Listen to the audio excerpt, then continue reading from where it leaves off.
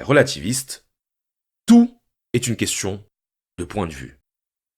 Et ce qui agaçait Socrate, ce n'est pas seulement le fait que les sophistes étaient payés pour leurs enseignements, parce qu'après tout, Socrate ne se faisait pas payer officiellement, mais il vivait au crochet de ses amis. Donc si on veut aller par là, pas sûr que Socrate soit le mieux placé. Mais surtout ce qui révoltait Socrate, c'était que les sophistes, par leur relativisme, par leur capacité à défendre un point de vue autant que le point de vue opposé, ce qu'ils enseignaient, c'est le nihilisme, c'est-à-dire la version politique du relativisme.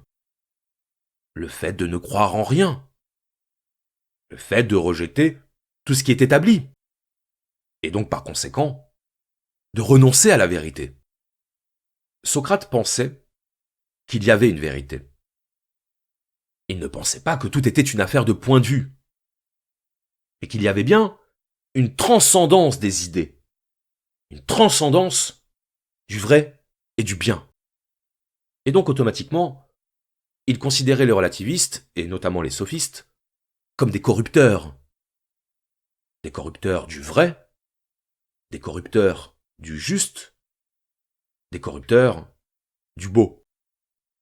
Et donc là, vous voyez que le relativisme, c'est une vision qui est en fait le prolongement de la manière dont on envisage le concept de vérité.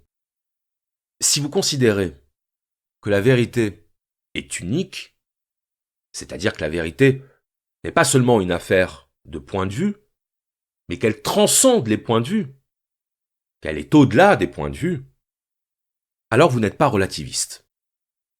Si au contraire, vous pensez qu'il n'y a pas de vérité unique et absolue, qu'il n'y a pas un bien, un vrai, un juste, mais que tout ça est lié à la subjectivité, et qu'on ne peut pas sortir de cette subjectivité, alors vous êtes relativiste.